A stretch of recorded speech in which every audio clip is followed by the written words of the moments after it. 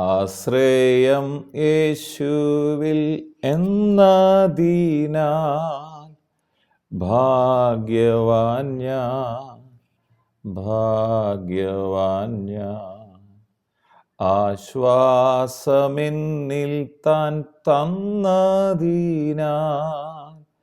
ഭാഗ്യവാൻ ഞാൻ, ഭാഗ്യവാൻ ഞാൻ. കൂരിരുൾ മൂടും വേളകളിൽ കർത്താവിൻ പാദം ചേർന്നിടും ഞാൻ. കാരിരുമ്പാണിയാൽ പാടുള്ള പാണിയാൽ കരുണ നിറഞ്ഞവൻ കാക്കുമെന്നെ, കാക്കുമെന്നെ. ആശ്രയം യേശുവിൽ എന്നതിനാൽ ഭാഗ്യവാൻ ഞാൻ, ഭാഗ്യവാൻ ഞാൻ. ആശ്വാസമെന്നിൽ താൻ തന്നതിനാൽ ഭാഗ്യവാൻ ഞാൻ, ഭാഗ്യവാൻ ഞാൻ. കൂരിരുൾ മൂടും വേളകളിൽ കർത്താവിൻ പാദം ചേർന്നിടും ഞാൻ. കാരിരുമ്പാണിയാൽ പാടുള്ള പാണിയാൽ കരുണ നിറഞ്ഞവൻ കാക്കുമെന്നെ, കാക്കും എന്നെ. വീണ്ടും വരുന്ന യേശു ക്രിസ്തുവിൻ നാമത്തിലുള്ള സ്നേഹ വന്ദനങ്ങളെ എല്ലാ പ്രിയപ്പെട്ടവരെ ഈ സമയത്ത് അറിയിക്കുന്നു. 1 പത്രോസ് 5:7 പറയുകയാണ്, അവൻ നിങ്ങൾക്കായി കരുതുന്നതാകയാൽ നിങ്ങളുടെ സകല ചിന്താകുലവും അവൻ്റെ മേലിട്ടുകൊള്ളുവീൻ. ദൈവം എനിക്കും നിങ്ങൾക്കും വേണ്ടി കരുതുന്നുണ്ട്. നമ്മുടെ ജീവിതത്തിൻ്റെ ഏത് സാഹചര്യത്തിലും, എത്ര പ്രതികൂല സാഹചര്യത്തിലും ദൈവം നമുക്ക് വേണ്ടി കരുതുന്നുണ്ട്. അപ്പോൾ എന്താ വേണ്ടത്? നമുക്ക് വിശ്വാസം വേണം.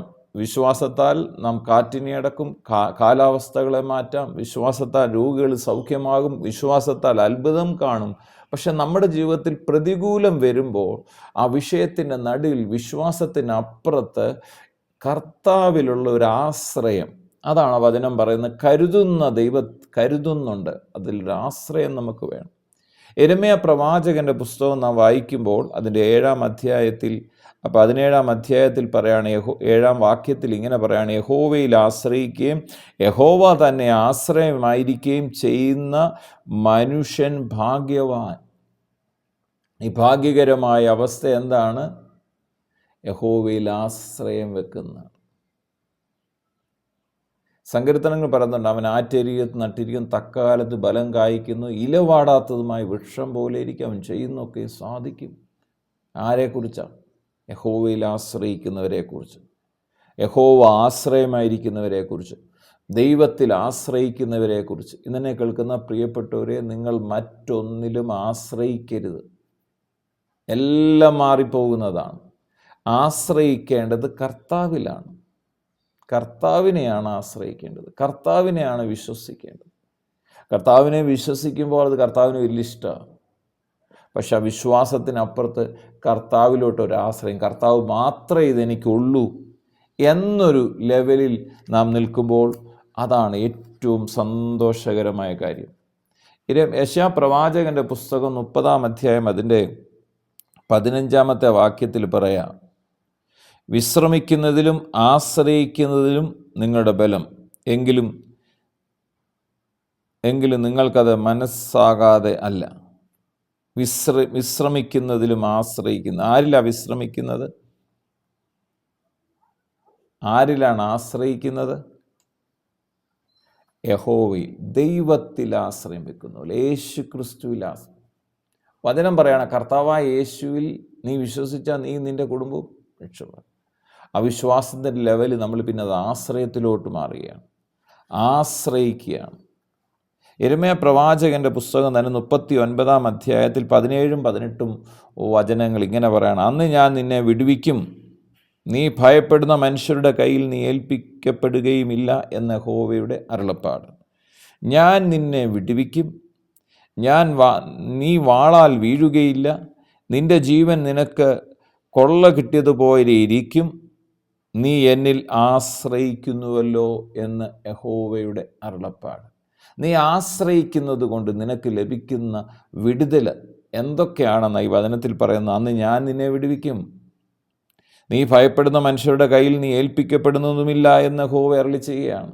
നിങ്ങൾ ഇന്ന് ആരെങ്കിലും കയ്യിൽ അകപ്പെടും, ഏതെങ്കിലും വിഷയത്തിൽ അകപ്പെടും, നിങ്ങൾക്കെതിരെ ആരും നിൽപ്പുണ്ടോ എന്നൊന്നും ഭയപ്പെടേണ്ട.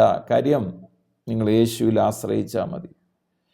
അവിടെ പറയുകയാണ്, ഏൽപ്പിക്കപ്പെടുകയും ഇല്ല, ഞാൻ നിന്നെ വിടുവിക്കും. കർത്താവ് ഒരു ഉറപ്പ് തരികയാണ്, ഞാനാ നിങ്ങളെ വിടുവിക്കുന്നത്. അപ്പോൾ ആരിൽ ആശ്രയിക്കണ്ടേ? പ്രഭുക്കന്മാരിൽ ആശ്രയിക്കരുത്, ധനവാന്മാരിൽ ആശ്രയിക്കരുത്, സഹായിക്കാൻ കഴിയാത്ത മനുഷ്യപുത്രരിൽ ഞാനും നിങ്ങളും ആശ്രയിക്കരുത്. ഒരു മെഡിസിനെ ആശ്രയിക്കരുത്, ഒരു ട്രീറ്റ്മെൻറ്റ് മാത്രം ആശ്രയം വെക്കരുത്. ഇതിനൊക്കെ അപ്പുറത്ത് ആശ്രയം വെക്കേണ്ടത് യേശുവിലാണ്. ആശ്രയം എൻ്റെ യേശുവിലായാൽ ഞാൻ ഭാഗ്യവാനായി. യേശുവിലായിരിക്കണം നമ്മുടെ ആശ്രയം, മറ്റൊന്നിലും ആശ്രയിക്കരുത്. പണത്തിൽ ആശ്രയിക്കരുത്. ഇതൊക്കെ നഷ്ടപ്പെട്ടു പോകാം. ഒരൊറ്റ ഉരുൾ പൊട്ടിയാൽ ഇതെല്ലാം തീരാനുള്ളതേ ഉള്ളൂ. ഒരു കോവിഡ് വന്നാൽ ഇതെല്ലാം, നമ്മുടെ ആരോഗ്യം എല്ലാം മറിയാമെന്നേ ഉള്ളൂ. എന്നാൽ ഇതിൻ്റെ നടുവിൽ അന്ന് കോവിഡ് വന്നപ്പോൾ കോടികൾ കരത്തിൽ വെച്ചിട്ട് ഓക്സിജൻ ട്യൂബിന് വിട്ട് ഓടി നടന്ന ധനവന്മാർക്ക് അവർ ലഭിക്കാതെ പോയി. എന്നാൽ ഇതെന്നെ കേൾക്കുന്ന പ്രിയപ്പെട്ടവരെ, ആശ്രയം യേശു വെക്കുന്നെങ്കിൽ ഞാനും നിങ്ങളും ഭാഗ്യവാന്മാരാണ്.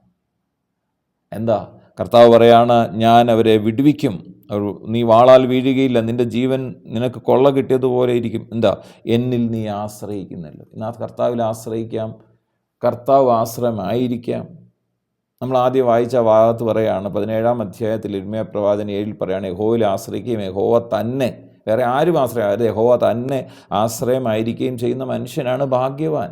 അവനാണ് ഭാഗ്യം കിട്ടിയ ആൾ, ദൈവത്തിൽ ആശ്രയിക്കുന്ന ആൾ. എന്നിട്ട് പറയാണ്, അവനുണ്ടാകുന്ന പ്രത്യേകത തുടർന്ന് പറയണം, അവൻ വെള്ളത്തിനരികെ നട്ടിരിക്കുന്നതും ആറ്റരികത്ത് വേരുന്നതുമായ വൃക്ഷം പോലെ ഇരിക്കും. എന്ന് വെച്ചാൽ എന്താ?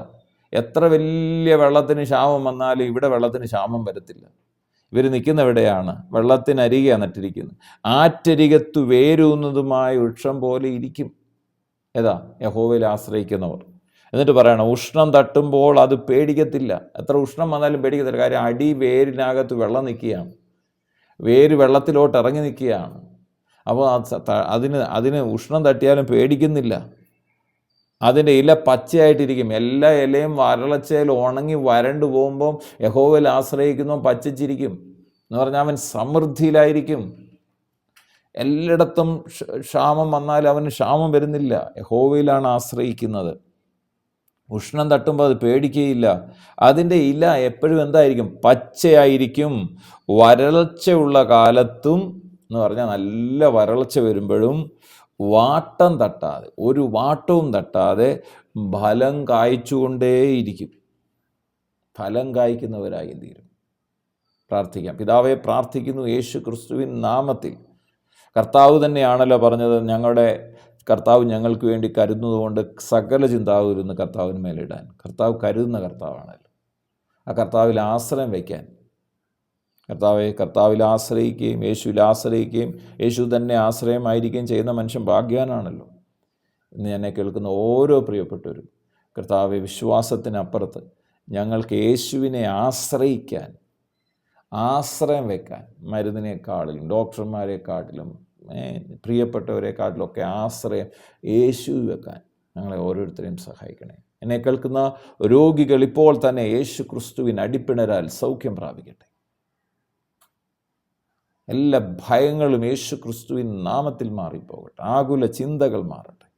കർത്താവായ യേശു ക്രിസ്തുവിൻ്റെ മഹത്വം ഇന്ന് പ്രാർത്ഥിച്ചുകൊണ്ടിരിക്കുമ്പോൾ ഓരോ വ്യക്തി ജീവിതങ്ങളും വ്യാപരിക്കട്ടെ. പ്രാർത്ഥിച്ച് അനുഗ്രഹിക്കുന്നു. സകല മഹത്വം അർക്കപ്പെട്ട കുഞ്ഞാടിന് തന്നെ സമർപ്പിക്കുന്നു. യേശു ക്രിസ്തുവിൻ പൊന്നു നാമത്തിൽ പിതാവേ, ആമേൻ.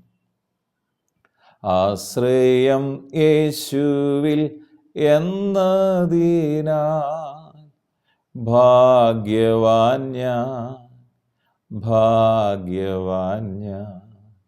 ആശ്വാസമെന്നിൽ താൻ തന്നതിനാൽ ഭാഗ്യവാൻ ഞാൻ, ഭാഗ്യവാൻ ഞാൻ. ആശ്രയം യേശുവിൽ എന്നതിനാൽ ഭാഗ്യവാൻ ഞാൻ, ഭാഗ്യവാൻ ഞാൻ.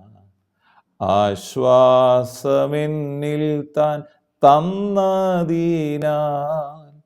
ഭാഗ്യവാൻ ഞാൻ, ഭാഗ്യവാൻ.